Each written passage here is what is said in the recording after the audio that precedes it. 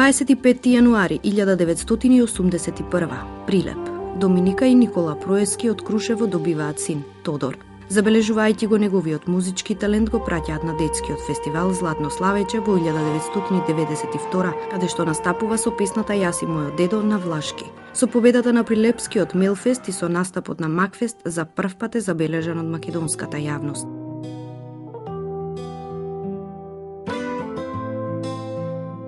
Од тој момент Тоше се врежи длабоко во срцата на сите.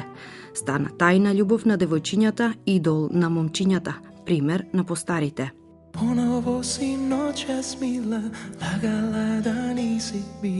Неговата музичка кариера почна да се развива со брзо темпо.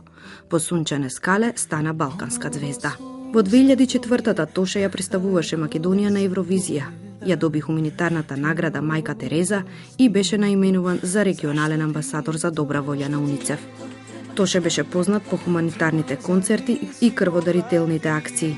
Харизматичната фигура во комбинација со апсолутниот слух што го поседуваше, ја зрачеа токму онаа магија со која што ги пленеше сите генерации. Тоше за 10 годишната кариера издаде 6 албуми. 7-миот Игри без граници речи си готов, а 8-миот го почна во Лондон, но не успеа да ги заврши. 16 октомври 2007, 6 часот и 20 минути. На патот кон Загреб, кај Нова Градишка, сообраќајна несреќа. Еден загинат. Тоа беше Тоше.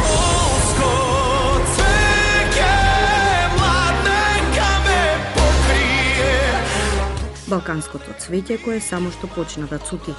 Излишно е да се пишува. Болка и тага. Нема други зборови.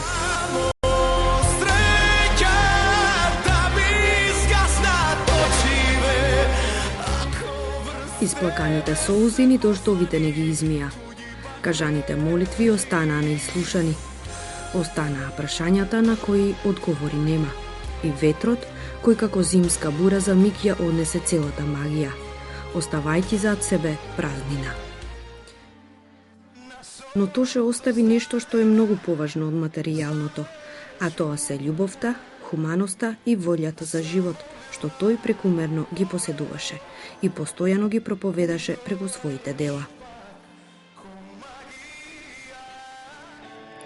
Наслони главу на моје рамо е песната што Тоше ја испеа пред неговото заминување на барање на авторите Тути Фрути Бенд. Се појавува како 15-та песна од неговиот нов постхумно издаден албум. За неа беше изготвен анимиран спот со скриена порака. Музиката е како чуден сон, во кој секој се губи и заборава на реалноста. Останува само фантазијата.